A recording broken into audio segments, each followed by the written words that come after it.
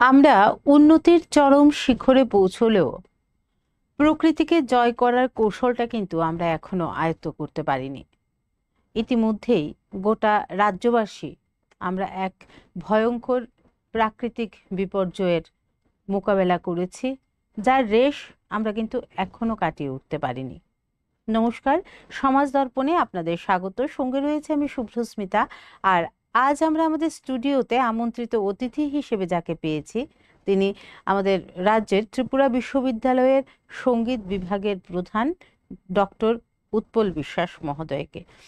নমস্কার sir, BTV Tripura পর্দায় আপনাকে স্বাগত। স্যার, প্রথমেই আপনার কাছে জানবো যে আমরা ইতিমধ্যেই একটা বড় প্রাকৃতিক বিপর্যয়ের সম্মুখীন হয়েছে এবং যার রেশ কিন্তু এখনো কাটেনি, এখনো আমরা পুরোপুরি সেই পরিস্থিতি থেকে উদ্ধার হতে পারিনি। কি বলবেন এই সম্পর্কে? এটা হচ্ছে প্রাকৃতিক যে দুর্যোগ, সে তো কেউ হাত থাকে না, এটা যে কোনো সময়ে হতে পারে। তো এটা স্থান কাল নির্বিশেষে বিচার করলে হবে না, কারণ এটা আমাদের কারোর এখানে কোনো রকম হাত থাকে না। সেই ভূমিকম্পই হোক আর সেই বর্ষাতে বন্যার পরিস্থিতি হোক বা অন্য কোনো যে প্রাকৃতিক যে দুর্যোগগুলি আমাদের সামনে আসে, যেমন খরা পড়ে যায়, চাষবাস হয় না। হ্যাঁ, অনেক সময় আমরা দেখেছি আমাদের অনেক আগের ইতিহাস যদি আমরা পিছনের দিকে যাই, দুর্ভিক্ষ হতো। হ্যাঁ, মানুষ কত মারা গেছে না খেয়ে। তো এই যে এগুলি তো মানে আমরা যারা মানুষ আছি বা আজকে তো উন্নতির চরম শিখরেও আমরা যাওয়ার পথেই চলছি। আমরা আজকে ডিজিটাল ইন্ডিয়া বলুন বা টেকনিক্যাল দিকে আমরা অনেক বেশি ডেভেলপড হওয়া সত্ত্বেও আমরা কিন্তু এখনও কিন্তু প্রাকৃতিক দুর্যোগে কিন্তু আমরা জয় করতে পারিনি। এখনো কোনো এরকম কিছু আমাদের কাছে আসেনি যে একটা মানে ভূমিকম্প এসে যাবে, এটাকে আমরা তৎক্ষণাৎ সেটাকে আটকে দিয়ে জনমানুষকে রক্ষা করব। বা খুব জোরে তুফান এসে গেল, বা আজকের যেগুলি আসছে, যেমন কয়েকদিন আগে এক তুফান এসে গেল। তো এই যে ঘূর্ণিঝড়গুলো সেগুলিকে যে তৎক্ষণাৎ কোনো একটা যে টেকনিক্যাল যে ডেভেলপমেন্টের যে আমরা দৌড়ে যেটা আপনি বললেন, এটা দিয়ে যে রক্ষা করে জনমানুষকে একটা সুরক্ষিত অবস্থায় আমরা রাহত দিতে পারবো, সেই ব্যবস্থা কিন্তু এখনও কিন্তু টেকনিক্যাল ডেভেলপমেন্ট সেই জায়গাতে পৌঁছতে পারেনি। ফলে আমরা যে প্রাকৃতিক যে মানে দুর্যোগগুলি বলবো আমি যে নেমে আসে, কারণ আমরা যেহেতু যেটা দিয়ে আমরা দুর্ভোগ ভুগি সেটাকে আমরা দুর্ভোগই বলবো, কিন্তু প্রকৃতির তার নিয়ম অনুসারেই সব কাজ করে যায়। কখন বৃষ্টি হবে, কখন তুফান হবে, এটা কারোর হাতেই থাকে না। হয়তো আজকাল আবহাওয়া দপ্তর বলুন বা ভূমিকম্পের অনেক স্কেল এসছে যে আপনাকে আগাম বলতে পারবে যে ঘূর্ণিঝড় খুব আসতে পারে, সাবধানে থাকেন।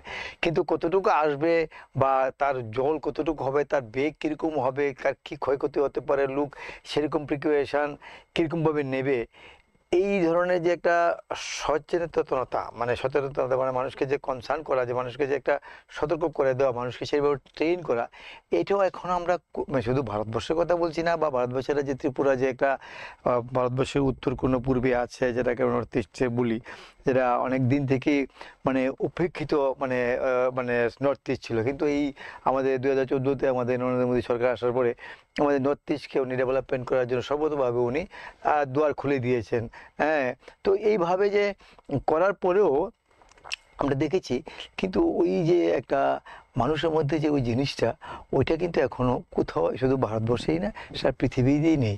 আজকে আমরা যদি আমেরিকার কথা বলি, ব্রিটেনের কথা বলি, ফ্রান্সের কথা বলি, রাশিয়ার কথা বলি, এরা সব অনেক বেশি ডেভেলপ মানে কান্ট্রি হিসেবে আমরা এদেরকে আমরা নাম আসে, ধনীর দিকেই বলুন আর সব দিক দিয়ে বলুন, কিন্তু এরাও কিন্তু এই যে প্রাকৃতিক দুর্যোগকে কিন্তু এরা কিন্তু জয় করতে পারেনি, কোন মেশিন এরা বানাতে পারেনি।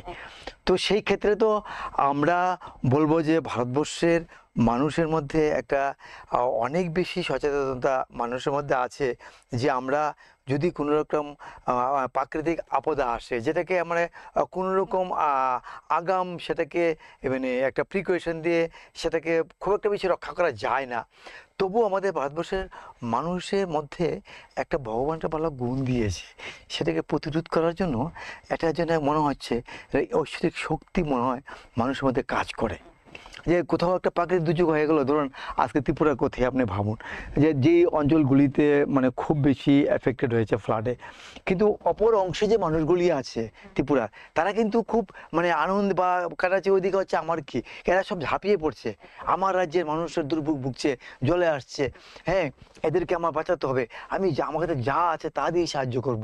পাড়াপড়শি যারা বাড়ি একটু উঁচাতে আছে, যারা নিচুতে বাড়ি, এরা উপরের লোকরা নিচু বাড়িতে লোকে গিয়ে খাওয়া দিয়ে এসছে, এদের ব্যবস্থা করেছে।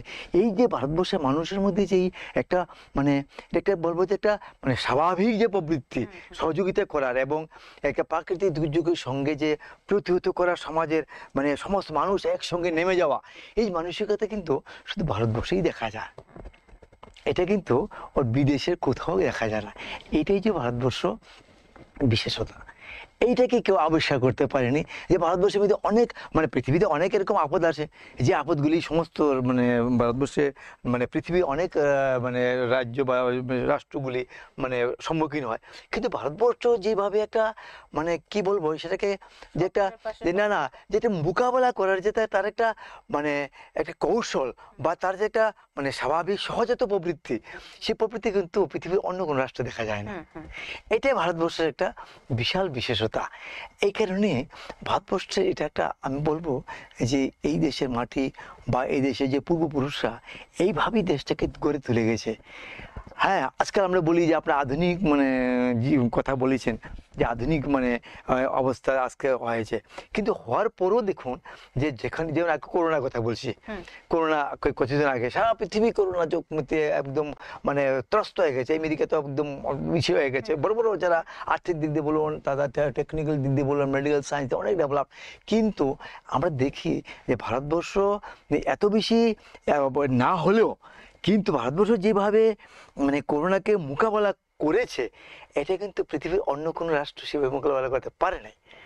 হ্যাঁ আমাদের কিন্তু সেরকম বিশেষ তাদের মতো মানে সাধন অবশ্যই আমাদের ভারতবর্ষে আছে, আমরা যথেষ্ট সমৃদ্ধ এবং যথেষ্ট শক্তিশালী যথেষ্ট আমাদের আছে, কিন্তু আমরা যে আমাদের যে মানে প্রাকৃতিক যে মানে উপযোগ যেগুলি থেকে মানে উপচার, যেগুলি উপচার, এগুলির মাধ্যমে যে আমরা তৎক্ষণাৎ এগুলি দিয়ে যে আমরা একটা কঠিন বড় সমস্যাকে বা কঠিন একটা মহামারীকে মানে প্রতিরোধ করতে পারি বা করার যে বিশ্বাসটা আমাদের মানে ভারতবর্ষের মানুষের মধ্যে আছে, তার জন্যে আমরা প্রাকৃতিক যে দুর্যোগ এটা আমাদের মানুষের হৃদয়কে স্পর্শ করতে পারে না এবং এদেরকে মানসিকভাবে বা ভারসাম্যকে নষ্ট করতে পারে না, এরা কিন্তু সজ্জীবিত হইয়া আবার কিছুদিন পরেই আবার স্বাভাবিক জীবনে ফিরতে পারে। কারণ কেন মানে মানে আমি ইংরেজি বলি রেস্ট অফ যে মানে সমাজ মানে আমাদের যে সোসাইটি তার পাশে তৎক্ষণাৎ সে দাঁড়িয়ে যায়, সে ভাবে না আমার পাশে সবাই আছে, তখন সে একটা নতুন প্রাণে সঞ্জীবিত হয়ে সেটাকে মোকাবেলা করার একটা সে সাহস পায় এবং সে তার পূর্ব জীবনে সে সহজাতভাবে সে ফিরে যায়। তো এইটাই হচ্ছে আমাদের ভারতবর্ষের একটা মানে স্বাভাবিক প্রবৃত্তি। এবং ত্রিপুরাতে যেই মানে প্রাকৃতিক দুর্যোগটা হয়েছে এটা অনেক আগেও হয়েছে, ত্রিপুরাতে অনেক মানে আমি বন্যা দেখেছি, এটা তো হবে, এটা তো কেবল হাত থাকে না, কিন্তু তারপরেও যে মানুষের পাশে মানুষ গিয়ে দাঁড়ানো, একজনের জন্য একজন প্রাণ দিয়ে দেওয়া, এই যে আমি দেখেছি বেলোনিয়াতে যে উনি যে সেনাবাহিনী মানে সে ছিলেন আমাদের, উনি একজনকে বাঁচাতে গিয়ে ওনার প্রাণ দিতে হয়েছে, এই মানসিকতা কোত্থেকে তৈরি হয়েছে? এই ভারতবর্ষের মাটি তৈরি করেছে। না ওকে বাঁচাতে হবে, আমার আত্মীয় নেই, আমার কেউ নেই, কিন্তু না ওকে বাঁচাতে হবে, এটাই হচ্ছে আমাদের ভারতবর্ষের প্রবৃত্তি। তার জন্যে এখানে যতই মানে প্রাকৃতিক দুর্যোগ হোক, আধুনিক টেকনোলজি সেটাকে প্রতিহত করতে ব্যর্থ বলবো না, না মানে মানে ধরুন একটা সাইক্লোন এসে গেল, একটা তুফান এসে সঙ্গে সঙ্গে তো ধরুন সরকারি সাধনগুলি গিয়ে তৎক্ষণাৎ তাকে প্রিকশন দিতে পারবে না, কিন্তু ফার্স্ট প্রিকশন তো আপনাকে আশেপাশের সমাজের লোকই দেবে। এই যে দেওয়ার যে মানসিকতা, তার জন্যই মানুষ আজকেও ভারতবর্ষের মানুষ সেগুলিকে হাসি মুখে বরণ করে আবার স্বাভাবিক জীবনে ফিরে আবার সেই ভারত সমৃদ্ধ ভারতের দিকে সমাজকে নিয়ে যায়, যেটা ক্ষয়ক্ষতি হয়েছে সেটাকে আবার এরা আবার পূরণ করার দিকে আবার পুনরায় তার কর্মে নিয়োজিত নিজেকে করে আবার সেটাকে ডেভেলপমেন্টের দিকে নিয়ে যায়। যেটা ত্রিপুরাতে ক্ষতি হয়েছে দেখবেন যে আপনি 1 বছর 6 মাসের মধ্যে সেটাকে তারা রিকভারি করে দেবে। এটাই হচ্ছে আমাদের ভারতবর্ষের মানসিকতা। তার জন্যে প্রাকৃতিক দুর্যোগ তো হবেই, কিন্তু তার যে মানে তাকে রিভাইভ করে ওঠার যে মানসিকতা সমাজের, এটাই সবচেয়ে বড় মহত্ব, এটাই যেন ভারতবর্ষ মহান। আপনার কথার প্রসঙ্গ ধরেই বলছি যে আমরা প্রায়শই বলে থাকি যে সামাজিক মূল্যবোধ নষ্ট হয়ে গেছে, মানুষের মধ্যে মানুষের যে পারস্পরিক বন্ধন, হ্যাঁ, সম্পর্কের বন্ধন সেটা কমে গেছে। কিন্তু এবারে এই প্রাকৃতিক বিপর্যয়ের সময় আমরা দেখলাম যে একজনের বাড়ির ছাদের উপরে 5টা 10টা ফ্যামিলি এসে থাকছে, বিভিন্ন সামাজিক সংস্থা এগিয়ে এসছে, ব্যক্তিগত সাহায্যের জন্য মানুষ এগিয়ে এসছে। তাহলে আমাদের যে এই যে ভাবনাটা বা আমাদের এই চিন্তাটা, সেই সম্পর্কে কি বলবেন? এটা তো খুব মানে একটা ভালো প্রশ্ন করেছেন। মানে আমরা মানে আজকাল স্বভাবতই একটা প্রচলন, একটা কথা সমাজের মধ্যে সবসময় সহজে মানে করে আজকে মানে আমরা সামাজিকভাবে খুব একটা বেশি সম্মিলিত হইতে পারি না কোথাও। কোনো বিয়েতে হলো বা কোনো একটা কোনো অনুষ্ঠান হলো বা সামাজিক কোনো একটা পাড়াতে পূজা হলো, কোনো ব্যবস্থা হলো, তখন সমাজের মানুষ এক জায়গায় মিলিত হয়। এভাবে যে স্বাভাবিকভাবে আগে যেরকম ধরুন একজনের বাড়িতে একদিন যাওয়া বা একটু বসে এক বাড়িতে বসে মহিলারা মানে কথা বলা, বা ধরুন আমাদের যে আমি দেখছি আমার দাদুরা বা আমাদের পাড়ার বয়স্করা এদের মহাভারত রামায়ণ পড়তো, তো ওদের বাড়িতে আমাদের বাড়িতেই এসো আমার রামায়ণ ভাগবত শুনেছে। তো এই যে একটা এক জায়গাতে যে অ্যাসেম্বল হওয়ার যে মানসিকতা, এটা কিন্তু তখন থেকে আমাদের চলছে সমাজের মধ্যে। এখন ধরুন না মানে অ্যাসেম্বল হওয়ার মানে ধরনটা পাল্টিয়েছে, কিন্তু অ্যাসেম্বল হয় মানুষ, মানে সমাজ একত্র হয়, কোনো না কোনোভাবে হয়। আগে একভাবে হতো, এখন আরেকভাবে হয়। সমাজ যেভাবে পরিবর্তন হচ্ছে সেভাবে মানুষ তাকে মানিয়ে নিয়ে কিন্তু সমাজ একত্রিত হয়েই কিন্তু সমাজকে চালাচ্ছে। না হলে কিন্তু আজকে যে প্রশ্নটা করলেন যে এই যে এরা এই দুর্যোগের সময় দূরে এসছে, কেন এসছে, তার মানে কি কোথাও না কোথাও তার মধ্যে কিন্তু এই যে সমাজে একত্রিত হওয়ার মানসিকতা আছে, যে আমাকে একত্রিত হতে হবে। আগের পদ্ধতি অন্যরকম ছিল, এখন পদ্ধতিটা চেঞ্জ হয়েছে, কিন্তু একসঙ্গে মিলিত হওয়ার যে মানসিকতা সমাজের মধ্যে আমরা আমাদের পূর্বপুরুষরা তৈরি করে দিয়ে গেছিল না। বাপ দাদারা দেখেছি, দাদুরা দেখেছি, আমি বললাম যে আমাদের বাড়িতে বিকেলবেলা রামায়ণ মহাভারত পড়া হতো, সমস্ত পাড়ার লোকেরা এসে এই শুনতো এসে। এই যে মানসিকতা, এটা কিন্তু এখনো আছে, আছে বলেই আজকে দেখুন বিভিন্ন ক্লাবগুলি দুর্গাপূজা করছে বা বিভিন্ন সংস্থাতে পূজা হচ্ছে, সমাজের মানুষ গিয়ে এখানে অ্যাসেম্বল হচ্ছে, প্রসাদ পাচ্ছে, সঙ্গে এদের নিজেদের মধ্যে ভাবের আদান প্রদান করছে। এটা কিন্তু সমাজকে সমৃদ্ধ করে রাখছে। আর দ্বিতীয় কথা হচ্ছে যে আগে ধরেন একটা মানে ফ্লাড হলো বা ভূমিকম্প হলো, একটা নাশিকতা, যে কোনো নাশিকতা হতে পারে সমাজের মধ্যে, এগুলি তো প্রাকৃতিক, এগুলিতে কেউ আগে বলে আসবে না। হ্যাঁ, তবে ধরুন আগাম অনেক সময় সময় খবর থাকে, তবু ধরুন আগে ধরুন একজন লোক যদি কোনো এক জায়গাতে আটকে থাকতো, তো সে যে খবর যে দেবে তার আত্মীয়কে, পরিচিতকে, বা পরিচিত খবর যে পাবে, সেই ধরনের সংসাধন আমাদের কাছে খুব একটা বেশি মানে বেশি ছিল না, ছিল সীমিত ছিল। কিন্তু এটা আমাদের বেশি হয়েছে এখন। এখন আমাদের যে ডিজিটাল ইন্ডিয়া, আমাদের যে মাননীয় প্রধানমন্ত্রী মোদীজি যে ডেভেলপমেন্ট করেছে, তার জন্য আমরা দেখেছি যে সোশ্যাল মিডিয়াতে আমরা সঙ্গে সঙ্গে এটাকে দিতে পারি, বা মোবাইলে এসছে আমাদের হাতে, যেটা আমাদের ডেভেলপমেন্টে। এখন আপনি ধরুন একটু জলের মধ্যে ফেসে আছে, আমরা চারিদিকে জল, কিন্তু আপনি বেরোতে পারবেন না। আপনি একজন আত্মীয়কে বললেন যে আমি ফেসে আছি, গেলে ও কিন্তু সাহায্যের জন্য আপনার জন্য চিন্তা করছে, কিন্তু আপনি কি অবস্থা আছেন জানে না, কিন্তু ও জেনে সঙ্গে সঙ্গে দূরে কিন্তু আপনার জন্য হেল্প করছে। এইটা এটাই কিন্তু হয়েছে। এবার সবাইকে মোবাইলে মেসেজ যে আমি এরকম হচ্ছে, সবাই সমস্ত ইয়ে করছে, বা যারা ধরেন যাদের মানে একটু নিচু এরিয়াতে বা জল উঠতে পারে এরকম এরিয়াতে থাকে, তাদেরকে খবর নিয়ে সমস্ত সমাজের মানুষ অ্যাসেম্বল হয়েছে, হয় সবাইকে সাহায্য করেছে। এবং আজকেও আমি দেখেছি যে সবাই কেউ যে যেরকম পারে, মানে সামাজিক সংস্থা বলুন, মানে ব্যক্তিগতভাবে বলুন, এদের কাপড় চোপড় বলুন, একটা মানে দোকান থেকে অনেক জিনিস কিনে দেওয়া, মানে এরকম না যে আমাকে মানে একটা খুব ইচ্ছা করে যেতে হবে, মানে যে যেরকম ভাবে পারে, না আমাকে ওকে ওর মুখে খাওয়া দিতে হবে, ওকে কাপড় দিতে হবে, ওর জন্য একটা ভালো ব্যবস্থা দিতে হবে। এই যে মানসিকতা, এই মানসিকতাটা সমাজের মধ্যে আছে বলেই আজকে আমরা বলি মানে এটা যে আমরা বিচ্ছিন্ন বা আমরা আজকে এর বাড়িতে যাই না, এগুলি আসলে একটা আমি বলবো ব্যক্তিগত মত হয়, এটা মুখরোচক কথা। আসলে এটা ভারতবর্ষের মাটিতে এরকম কখন হতে পারে না, কারণ ভারতবর্ষের যে মাটির যে একটা গুণ, এবং ভারতবর্ষের যে মহাপুরুষদের যে মানে যে এই ভারতবর্ষকে যে তৈরি করে গেছে, এই যে গুণ, এদের সাধনার মাধ্যমে যেই গুণাবলী আমাদের মধ্যে দিয়ে গেছে, সেই গুণাবলী যতদিন থাকবে ভারত, যতদিন এই পৃথিবী থাকবে, এই ভারতবর্ষের মানুষের মধ্যে এই গুণাবলী থাকবে। এই গুণাবলীগুলোই তাকে উৎসাহিত করবে, তাকে প্রেরিত করবে একজনের সাহায্যে আরেকজনকে দাঁড়ানোর জন্য। এটাই হচ্ছে ন্যাচারাল আমাদের ভারতবর্ষ। এটা বাইরে কোথাও দেখবেন না অন্য রাষ্ট্রে। এটাই হচ্ছে ভারতবর্ষের বিশেষতা। তার জন্য আমরা যতই মানে দেখি না কেন কালো পর্দার চোখে দিয়ে যে আমরা সব বিচ্ছিন্ন আছি, এগুলি হচ্ছে কি জানেন একটা নেগেটিভ আমাদেরকে, আমাদের যে সমাজ ব্যবস্থা যে একত্রিত অবস্থা আছে এইটাকে দৃষ্টি থেকে অন্যদিকে ফিরিয়ে দিয়ে একটা অন্য একটা মানে বিচারধারা আমাদের দেশের মধ্যে চালু করার এক চেষ্টা কুচক্র শুরু থেকে ছিল, এখনো আছে। ওই ব্যবস্থাটা এরা করতে চায়, কিন্তু করতে চাইলেও কিন্তু আমাদের যে ভারতবর্ষ তো আর এরকম ঠুনকুনা যে এরকম টুকি দিলেই পড়ে যাবে।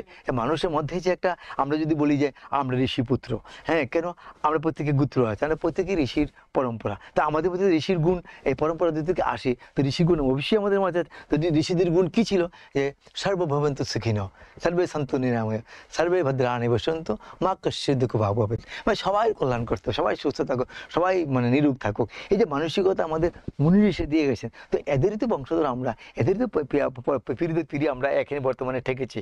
যদিও আজকে পারিপার্শ্বিক অবস্থাতে অনেক আলোচনা অনেক কিছু হয়, আমরা বিচ্ছিন্ন, কিন্তু ওই বসুধৈব কুটুম্বকম, ওই যে বিচারধারা সর্বভৌমন্ত সুখিন যে বিচারধারা, এটা আমাদের হৃদয়ে আছে, এটা দিয়ে গেছে। তার জন্যই আমরা আজকে এই প্রতিকূল পরিস্থিতিতে যে সমাজের অনেক মানে যে আমাদের উপরে যে অনেক তকমা দিয়েছে, আমরা মানে অসংগঠিত, আমরা সংগঠিত না, আমরা একত্রিত না, এটাকে একদম ভুল প্রমাণিত করে সবাই ঝাঁপিয়ে পড়ে এটা প্রমাণ করে দিয়েছে না, আমরা আগে এক ছিলাম, এখনও এক আছি, আমরা ভবিষ্যতে এক থাকবো। আমাদের দেশে যখন আপদ আসবে, কখন প্রাকৃতিক বন্যা আসবে, কখনো ভূমিকম্প আসবে, যেখানেই হোক আমরা ঝাঁপিয়ে পড়ে ওদেরকে ওই পরিস্থিতি থেকে বার করে আনবো। এটাই আমাদের নেচার, এটাই আমরা দেশকে আমরা সশক্ত করে সবাইকে একসঙ্গে নিয়ে আমরা একজনের পাশে দাঁড়াবো, এই বার্তাটাই সমস্ত বিশ্বকে দিয়েছে এবার। একদম তাই তো। সকল দেশের সেরা আমাদের দেশ, আমাদের ভারতবর্ষ। আর এই দুর্যোগ আবারও প্রমাণ করে দিয়ে গেল যে আমরা এক ছিলাম, এক আছি, এক থাকব। আমরা সংগঠিতভাবে যে কোনো বিপর্যয়ের মোকাবেলা করব, পরস্পরের পাশে থেকে। সময় হয়ে গেছে ছোট্ট একটা বিরতির, ফিরে আসছি বিরতির পর।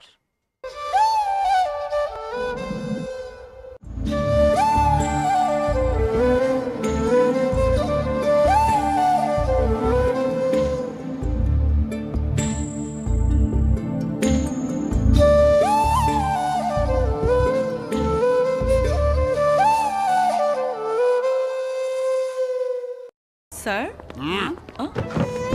স্যার,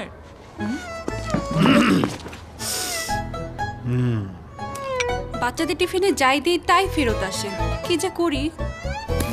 জি স্যার, ওরা তো কিছুই খেতে চায় না। চেটেপুটে খাবে, আবার ভালোও বলবে। কি? ফ্রুট ফানের কথা বলছি। ফ্রুট ফান বিস্কুটের আনারসের ক্রিমি স্বাদে সবাই ডুবে যাবে আর বলবে, গয়না যখন বোঝে তোমার স্টাইল। শ্যাম সুন্দর কোম্পানি জুয়েলার্স। শেফদের পছন্দ সিস্টার মশলা, যা মডার্ন টেকনোলজি এবং স্বাস্থ্যসম্মত। সিস্টার, নিশ্চিন্তের প্রতীক।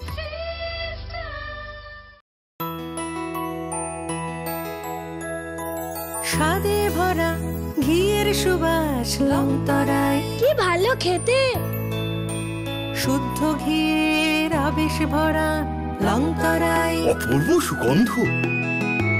পুষ্টি ভরা ঘিয়ের খাবার, গাওয়া ঘি প্রিয় সবার লংতরায়। একেই বলে বিশুদ্ধ ঘি। বিশুদ্ধ ঘি নাম মনে রেখো লংতরায়। লংতরাই ঘি রোজ খাবারে তোমাকে চাই। লংতরায়, লংতরায়, লংতরায়।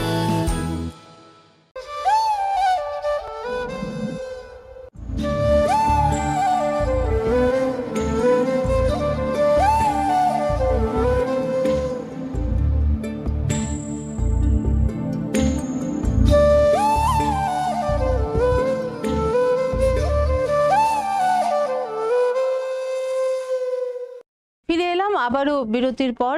সরাসরি চলে যাব আলোচনায়।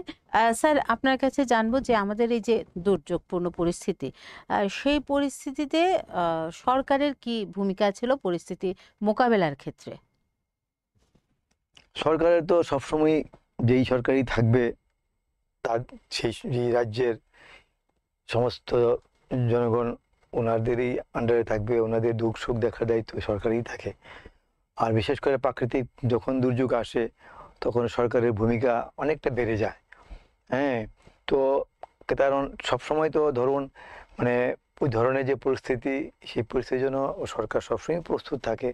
এবারেও দেখেছি যে সরকার যথেষ্ট মানে প্রস্তুত ছিলেন এবং যেভাবে মোকাবেলা করেছে, এবং আমাদের যে কেন্দ্রীয় সরকার যেভাবে সাহায্যের হাত বাড়িয়ে দিয়েছে, বাইরে থেকে লোক পাঠিয়েছে উদ্ধার কার্যের জন্য, তারপরে মধ্যপ্রদেশ সরকার হেল্প করেছে। তো নানানভাবে সরকাররা এই আমাদের ত্রিপুরার দুর্যোগে যথেষ্ট মানে এরা সাহায্যের হাত বাড়িয়ে ত্রিপুরা সরকারের হাতকে সশক্ত করেছে এবং এটাই বার্তা দিয়েছে যে ত্রিপুরাতে মানে যদি বন্যা আসাতে কী হলো, আমরা তো অন্য রাজ্যে আছি, আমরা তোমার পাশে আছি। এই যে পাশে আছি এবং পাশে থাকা, এবং আমাদের যে গার্জিয়ান বলতে আমাদের কেন্দ্রীয় সরকার, আমাদের যে মাননীয় প্রধানমন্ত্রীজি সে থেকে আমাদের অনুদান সঙ্গে সঙ্গে দিয়েছে, সমস্তভাবে হেল্প করেছে এবং রাজ্য সরকার খুব তৎপরতার সঙ্গে এই মোকাবেলাতে এসে করেছে। এবং মুখ্যমন্ত্রী হেলিকপ্টার দিয়ে নানান জায়গাতে গিয়েছে এবং ওনার বাড়ির সামনে তো প্রচুর জল জমেছে, নিজে নৌকা দিয়ে বাড়ি থেকে বেরিয়েছে। তো এটা কম কথা না যে উনি তো ইচ্ছা করলে, আমি অনেক দেখেছি মানে আগের সরকারের সময় কেউই যায়নি মানে স্পটে সেরকমভাবে। হ্যাঁ, ওনারা যেরকমভাবে গিয়েছেন। এখন আমি একটা জিনিস উল্লেখ করতে চাই, হ্যাঁ, যে সরকারি ভূমিকা সম্বন্ধে যখন আপনি প্রশ্ন করেছেন, এই যে ধলেশ্বর যে এরিয়াটা আছে যেখানে আমাদের আগে প্রাক্তন মুখ্যমন্ত্রী বিপ্লব দেবজি যেখানে ক্যান্ডিডেট ছিলেন, ওখান থেকে তো দাঁড়িয়ে মুখ্যমন্ত্রী হয়েছিলেন, ওই জায়গাটা খুব জল জমতো। হ্যাঁ, অনেক দিন থেকেই ওখানে জল, তো ওই জল হয়েছে বলে প্রথম মুখ্যমন্ত্রী হয়েছে উনি প্রথমবারই এই কোমর জল ভেঙে উনি পুরা এই বৃষ্টির মধ্যে খুব বড় বড় বৃষ্টি হচ্ছিল, আর একজন মুখ্যমন্ত্রী পুরা ওনার মানে উনি গিয়েছে সমস্ত ওনার অফিসার নিয়ে গেছে এবং ওই বর্ষাতে গিয়েই যে জল জমেছিল, তো বৃষ্টি পড়ছে, বড় বড় বৃষ্টি, কেউ বেরোনা এই বৃষ্টিতে। আর সব মানে যারা এলাকাবাসী দেখছে যে মুখ্যমন্ত্রী নিজে এসে দেখছে এত জলের মধ্যে, উনি দেখে পুরো নিরীক্ষণ করে দেখেছে জলটা কোথায় হয়, কিভাবে হয়, তারপরে সমস্ত অফিসারকে লিখিয়ে তারপরে উনি একটা তার উপচারের ব্যবস্থা স্থায়ীভাবে করার চেষ্টা করছে। তো এইভাবে যদি প্র্যাকটিক্যাল যদি কেউ যায় তৎক্ষণাৎ সময়তে, তবে বুঝতে পারবে জলটা কতটুকু জমে, কে কে এফেক্টেড হয়, কোন কোন জায়গাতে এফেক্টেড হয়, কোন কোন গলিতে আমাকে বাঁধ উঁচা করলে বা কোন কোন ড্রেনগুলিকে আরও বেশি গভীর করলে আমার ওই জলের নিষ্কাশনটা সুবিধা হবে। ভবিষ্যতে বেশি বৃষ্টি হলো আর এই যে এলাকাবাসী আমার আছে এরা দুর্ভোগ ভুগবে না। এটা আমাদের এইবার সরকারও করেছে, আমাদের যে বর্তমান মুখ্যমন্ত্রী উনিও বাড়ি থেকে বেরিয়ে এসে দেখেছে, পুরো নিরীক্ষণ করেছে কোথায় কোথায় জল জমে। আমি আশা করি যে এই ভবিষ্যতে উনিও এরকম ব্যবস্থা দেবে, যে ব্যবস্থাতে মানে ভবিষ্যতে যাতে জল হলে আর যাতে মানে জল নিষ্কাশনের ব্যবস্থা আরও সুন্দর করবে, আরও আধুনিক করবে, হ্যাঁ, করে ইয়ে করবে। কিন্তু সরকার এবার যেভাবে মানে মানে আমি বলি যে এত অগ্রণী ভূমিকা, এত মানে খুব মানে কুইক ফাস্ট যেটাকে বলে, হ্যাঁ, খুব তাড়াতাড়ি যেভাবে মানে নেমে পড়ে, যে মনে হয়েছে যেমন আগে থেকে যেমন প্রস্তুত ছিল। যেরকম ধরুন একটা এই মানে সেনাবাহিনীর যে মানে ছাউনি থাকে না, এখানে রিজার্ভ পুলিশ থাকে, যখন কল আসে যে এখানে আপনাকে যেতে হবে, হ্যাঁ, এরকম আপদ এসেছে, এরকমভাবে তখন গাড়ি নিয়ে বেরিয়ে একদম যখন একদম সঙ্গে সঙ্গে নেমে একদম অ্যাকশন ফোর্স এরকম, এমন সময় দেখি হেলিকপ্টারতে নেমে একদম সঙ্গে সঙ্গে একদম রেফেলি দাঁড়িয়ে গেছে। তো এইবার সরকার দেখলাম যে মুখ্যমন্ত্রী বা মন্ত্রিসভার যত সদস্যরা, হ্যাঁ, যুদ্ধকালে মানে সবাই দেখে নেমে গেছে। এবং শুধু এটাই নয়, এই এখন এরকম কি হয় যে শুধু ত্রাণ কার্য তো ওরা অবশ্যই ভালো করেছে এবং প্রত্যেকের লোকের কাছে ওরা পৌঁছেছে এবং ত্রাণ কার্য দিয়েছে, কেউ এরকম বাদ যায়নি। এবং এটাও করে না, এবং অনেক সময় আমরা দেখেছি যে আগের অনেক বন্যা হয়েছে, অনেক আগে এর সময় দেখেছি অনেক অসাধু ব্যবসায়ীরা দাম বাড়িয়ে দিয়েছে।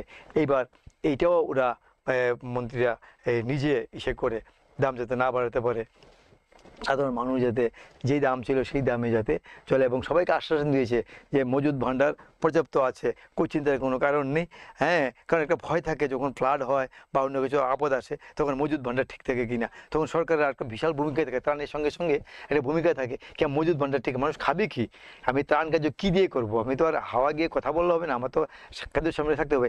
এই যে একটা মানে এনসিওর মানে এটাতে ওদের থেকে মানে আশ্বাসন দেওয়া বা এদের যে একটা আত্মবিশ্বাস দেওয়া, যারা নাকি মানে সাফারার যারা, হ্যাঁ, তারা তাদের মধ্যে যে বিশ্বাসটা জাগিয়েছে আমাদের মন্ত্রীরা দিয়ে যে না, খাদ্য ভাণ্ডার মজুদ আছে, মানে অফুরন্ত আছে, সাফিসিয়েন্ট আছে, যাতে কেউ দাম না বাড়ায়। এবং প্রত্যেক এই যে এতে যারা মানে দুর্ভোগ, তারা তো আর জানে না, হ্যাঁ, তারা কিন্তু সবাই দেখে না খাদ্য আছে, আমাদের কোনো চিন্তা নেই, আমাদের জন্য আসবে। এই যে একটা আশ্বাসন সরকারের যে দুই পক্ষে যে ব্যালেন্স করেছে, এই ব্যালেন্সটাকে খুব দেখার মতো, কিন্তু এটাকে বুঝতে হবে। একদিকে ত্রাণ কাজ ওরা করছে, আরেকদিকে অসাধু ব্যবসায়ীদেরকে কিন্তু কন্ট্রোল করতে হবে। যদি মানে এখন আলুর দাম যদি 20 টাকা হয়ে যায়, 50 টাকা হয়ে যায়, 100 টাকা হয়, তো সাধারণ মানুষ তো কিনতে পারবে না। তো এটা আশ্বাসন দেওয়াটা, দুই দিকে ব্যালেন্স করে চলা, এটা অনেক অনুভবের ব্যাপার। এবং একটা প্র্যাকটিক্যাল যে জিনিসটাকে অবলোকন করে ফিল্ডে গিয়ে এই ধরনের মানে মানসিকতা, ব্রেন নিয়ে ওই পরিস্থিতিকে সামাল দিতে পারে। আমি মনে করব এই সরকার এই কাজটাতে যথেষ্ট সফল হয়েছে, এবং কোনো মন্ত্রী বসে থাকেনি, সবাই ঘর থেকে বেরিয়ে সমস্ত অফিসার থেকে একদম যত ইসে আছে সবাইকে সমস্ত তন্ত্র কাজে লাগিয়ে দিয়েছে, এবং খুব ভালো ইস্যু হয়েছে, এবং ভালোভাবেই হয়েছে। এখন পর্যন্ত এই কাজ নিয়ে কোনো রকম যে এটা হয়নি, এটা হয়নি, এই ধরনের কোনো ইসে নেই। এবং শুধু সরকারই নেই, সরকারের পাশাপাশি যে আমাদের যে সামাজিক সংস্থা আছে, বিভিন্ন সামাজিক সংস্থা, সেই ধরুন বিভিন্ন সামাজিক এনজিও হোক, ফিজিক্যাল মানে হোক, সামাজিক সংস্থা, কয়েকটা নাম আমি নিতেই পারি। যেমন আমাদের সামাজিক সংস্থা রাষ্ট্রীয় স্বয়ংসেবক সংঘ, যেটাকে RSS জানি, এদের স্বয়ংসেবকরা তো মানে প্রত্যেক সময়ই যত আপদ এসছে ভারতবর্ষের মধ্যে, সমস্ত আপদাতে এরা সমস্ত অগ্রণী ভূমিকা পালন করে। চাই বন্যা হোক, চাই ট্রেন অ্যাক্সিডেন্ট হোক, চাই ভূমিকম্প হোক, চাই যে কোনো আপদা হোক, এরা সবাই আগে গিয়ে মানে নীরবে নিবৃত্তে এরা মানুষের সেবা করেছে। তারপর সংস্কার ভারতী, এবার এরাও উদয়পুরে, এরা যেখানে বেশি জলমগ্ন হয়ে মানুষ এফেক্টেড হয়েছে, ওইখানে গিয়ে এরা সামাজিক সংস্থা হিসেবে। এবং অনেক আরও সংস্থা আছে, অনেক সংস্থা, যাদের নাম নেই অনেক সংস্থা আছে এরকম, হ্যাঁ, এরা সমস্ত হয়েছে। সরকারের পাশাপাশি এরাও নেমেছে, হ্যাঁ, সরকারের ভূমিকা তো অত্যন্ত প্রশংসনীয়, এবং সামাজিক সংস্থাগুলি যারা করেছে তারাও প্রশংসনীয়। এবং এবার ত্রাণ কার্যতে যে সরকারের ভূমিকা, এবং আমি ব্যক্তিগতভাবে বলবো খুবই প্রশংসনীয়। এইভাবে যদি মানে সরকার মানে আপদকালীন ব্যবস্থার জন্য তৈরি থাকে, তাহলে আমি মনে করবো আগামী দিনে এই ধরনের ফ্লাড হোক বা আরও ধরনের যেই ধরনের আপদা আমাদের আসতে পারে, যেগুলি আমাদের হাতে থাকে না, এগুলির জন্য খুব তাড়াতাড়ি মানুষকে রিভাইভ করে তাদেরকে মানে সুরক্ষিত জায়গাতে নিয়ে যেতে এই সরকার সম্ভব হবে। এবং এটা করলে যে আপদা যা আসে, আপদার প্রতি যে মানুষের ভয় থাকে, ডর থাকে, এবং সরকারের প্রতি যে বিশ্বাসটা আর বেড়ে যায়, যে না সরকার আছে, আমাদের কোনো আপদা হলে অসুবিধা হবে না, আমরা যতই ব্যাকওয়ার্ড প্লেসে থাকি না কেন, আমাদের উপর আপদা আসলে সরকার আমাদের পাশে এসে দাঁড়াবে, এই বিশ্বাসটা এই সরকার দিয়েছে। প্রসঙ্গক্রমে আরেকটা কথা, যে এই যে আমাদের তো ডাবল ইঞ্জিন সরকার, তো এই ডাবল ইঞ্জিন সরকার হওয়াতে কি আমাদের পরিস্থিতি মোকাবেলা করাটা বা দুর্যোগ মোকাবেলা করাটা কিছুটা সহজ হয়েছে? দেখেন, ডাবল ইঞ্জিন সরকার বলতে কেন্দ্রীয় সরকার যেই থাকুক, রাজ্য সরকার যেই থাকুক, দুর্যোগপূর্ণ অবস্থাটাতে তো আর ওইখানে ধরুন এইভাবে ভাগ করে আমরা মানে কেউই দেখে না তখন, হ্যাঁ, যখন কোথাও এক ধরনের ভূমিকম্প আসলো বা ফ্লাড হলো বা ট্রেন অ্যাক্সিডেন্ট হলো, এখন যদি ধরুন দুই সরকার দুই দিকে থাকলো, তখন কেউই ভাববে না যে এখন তো আমার মিশন নেই, করবো না, এরকম না। এটা তখন সবাই, এটা আমাদের, আমি আগেও বলেছি আগে কথা আপনার প্রশ্নতে, এটা একটা ন্যাচারাল স্বভাব মানুষের, হ্যাঁ। তো এটা সবসময়ই করে এসছে, আমরা যখন দেখেছি কিন্তু সরকারে অন্য সরকার ছিল, এখানে সরকার ছিল, করেছে মানে হেল্প করেছে। এটাতে মানে দ্বিমাত্রিক সুলভ এরকম ধরনের স্বভাব আমি দেখি এরকম করে নাই। ত্রাণ কাজে বা আপদাতে সবাই মানে ঝাঁপিয়ে পড়েছে, এটাই মানে এটা ন্যাচারাল, এটা করে, হ্যাঁ। মানে ডাবল ইঞ্জিন সরকার থাকাতে মানে সুবিধা অসুবিধা কিছু না, কিন্তু সরকার যেই থাকুক এই আপদাতে, এটা তো আর এমন না যে কোনো মানে লাভ দিয়ে কিছু জিনিস আসে নাই, এটা তো একটা মানে করুণ মানুষের, হ্যাঁ, প্যাথেটিক পরিস্থিতি। ওই ক্ষেত্রে যদি আমরা ওইভাবে জিনিসটাকে দেখি, তো ত্রাণ কার্যটা হবে। মানুষ সেবা চায়, প্রত্যেকটি মানুষেরই এক একটা মানে যেই কেন্দ্রীয় সরকার হোক, রাজ্য সরকার হোক, এদের মতদানের ফলেই একটা সরকার প্রতিষ্ঠিত হয়। একজনের ভাইয়ারা তো আর এইভাবে তো গিয়ে গিয়ে বসে থাকে না কেউ, আমি আজকে যদি আমি বলি যে না আমি কালকে থেকে এই পদে অধিকারী আমি, এটা তাহলে হবে না। এটা একটা মানে লোকতান্ত্রিক একটা দেশ, এটাতে জনগণের রায়তেই একজন মন্ত্রী হবে, একজন প্রধানমন্ত্রী হবে, মুখ্যমন্ত্রী হবে, আর মন্ত্রী হবে, যেরকম হবে। তো এরা এরা প্রজা, আমরা তো সব প্রজা। তো এরা তো আজ রাজতন্ত্র ছিল, রাজা ছিল, তো প্রজা ছিল। তো এখন হয়েছে আমাদের মানে এই তন্ত্র হয়েছে, সেই এই তন্ত্রতে তো যারা মন্ত্রী থাকবে তারা সব রাজা তুল্য আমরা বলবো, এরাই আমরা প্রজা। তো আমরা তো এরা তো সবসময় আমাদেরকে আমাদের আপদে বিপদে এরা পাশে থাকবে, এই গ্যারান্টি তো আমরা ওদেরকে ভোট দিয়েছে মানে প্রজারা, যে এই গ্যারান্টি যে আমি আমার পাশে সবসময় থাকবে, এই গ্যারান্টি দিয়েছে। তার জন্য ওইখানে আমরা ওই ভাগে না দেখবো, আমরা দেখবো যে সবাই ঝাঁপিয়ে পড়েছে এবং সবাই হেল্প করেছে এইটাতে, আর এটাতে করাই স্বাভাবিক, এটা কেউই এরকম করবে না এবং এটাই সবসময় করে আসছে, এটাই আমাদের বিষয়।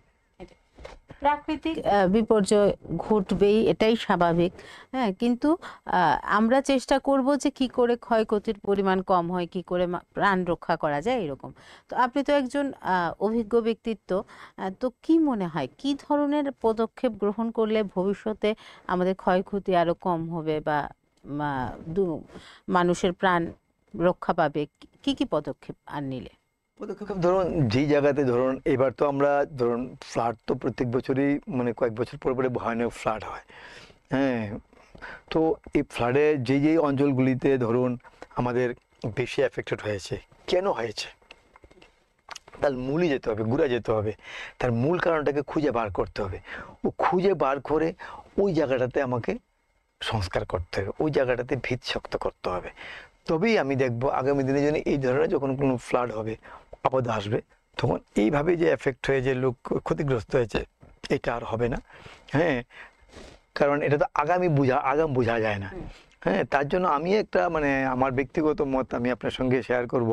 তার জন্য ধরুন এই যে মানে উদ্ধার কার্য করার জন্য, বন্যা আসলো উদ্ধার কার্য করার জন্য, বা ধরুন ভূমিকম্প আসলো এদেরকে রেস্কিউ করার জন্য যে ব্যবস্থা, এগুলি ধরুন অবশ্যই রাজ্য সরকারের এগুলি মানে এদের ডিপার্টমেন্ট আছে এবং এরা আছে।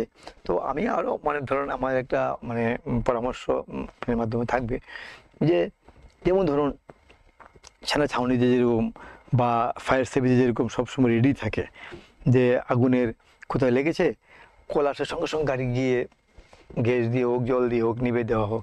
তো এই ধরনের বন্যা মোকাবেলা বলুন, ভূমিকম্প মোকাবেলা বলুন, এই ধরনের অবশ্যই আছে। হ্যাঁ, এই ধরনের আরও বেশি ধরুন মানে র্যাপিড অ্যাকশন ফোর্সের মতো আর খুব দ্রুত কাজ করতে পারে এই ধরনের কিছু মানে একদম রুজ, যেরকম ধরেন রুজ নিত্য এদেরকে ওইটাই ওদের কাজ।